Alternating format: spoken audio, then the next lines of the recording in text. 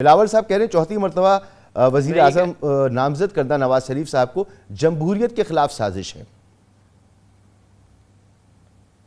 देखिए बात ये है कि बिलावल साहब अगर ये बात कर रहे हैं तो वो ये बताएं ना कि उन्हें पाकिस्तान में कहीं पे भी किसी भी जगह जलसा नहीं करने दिया जा रहा। उनके जो जितने लोग हैं, जितने जो लोग लड़ना चाह रहे थे इलेक्शन, उनको लड़ने दिया जा रहा है कि नहीं, उनके कागजात एक्सेप्ट हुए हैं कि नहीं, उनको जो है जो उनकी ख्वाहिशात थी कि किस तरह रैलियाँ करनी है, जलसे निकालने, वो पूरी हो रही है कि नहीं। उसके बाद वो ये कह सकते हैं कि कोई नामजद है कि नहीं।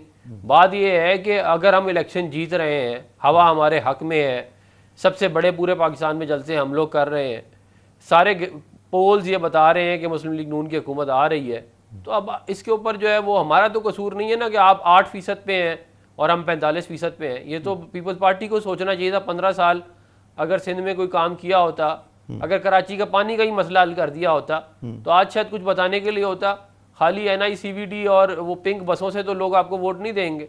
आपको तो जो है वो अपनी पूरी परफॉर्मेंस, तो मतलब 15 साल से आपके पास वो साजिश करार दे रहे हैं और आप कह रहे हैं कि उनको कहीं पर रुकावट महसूस हो या कहीं वो जलसा ना कर पा रहे हो या कैंडिडेट्स खड़े ना कर पा रहे हो तो शिकायत करें। लेकिन तहरीक इंसाफ ये सब कुछ कर रही है, आप उसे क्या सियासी जमात मानते ही नहीं हैं? आप जानते हैं कि अगर उसकी फॉलोइंग हो, आपने सर्वेज का जिक्र किया, बहुत से सर्वेज हैं जिसमें तहरीक इंसाफ की पॉपुलैरिटी आपसे भी ज़्यादा है, तो आवाम उनके साथ खड़ी हुई है, बहुत से सर्वेज ये बता रहे हैं। इसके बावजूद भी आप कह रहे हैं कि वो अगर इलेक्शन प्रोसेस में नहीं है तो ठीक है, और बिलावल साहब अगर ये बात कह रहे हैं कि कोई जमहूरियत के खिलाफ साजिश हो रही है तो वो बात भी गलत है।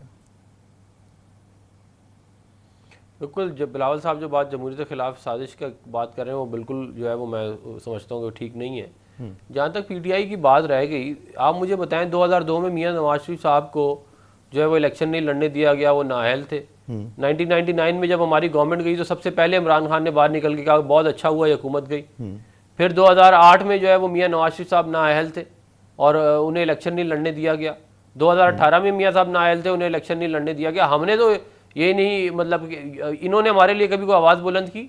ये ठाटे मार के हंसते थे। सर, मैं उनके लिए आवाज बुलंद करने की बात नहीं कर रहा, विकेट उड़ा दी हमें। लेकिन 2018 के बाद आपने खुद एक मौक़िफ़ इख्तियार किया था और आपने खुद जलसे किए थे, खुद आवाम को तैयार किया था, तो इस वक्त आपने उस मौक़िफ़ को तर्क कर दिया। मैंने पहला सवाल भी आपसे यही किया था।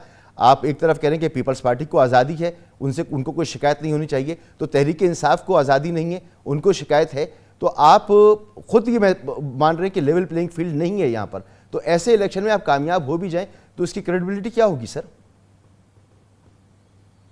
देखें, ये लेवल प्लेइंग फील्ड जो है ना, वो तो हमने तो कोई 9 मई का वाकया नहीं किया था जिसकी बुनियाद के ऊपर हमारे पे जो है जो कुछ हमारे साथ लोग मुलव्विस थे उनके खिलाफ ना वाकया सजाएं हो रही है ना सर, वो तो गिरफ्तार हो गए, उनके तो केसेस चल रहे हैं। जो लोग मुलव्विस थे, जो लोग मुलव्विस थे उन सबको PTI ने अपनी टिकटें दे दी हैं।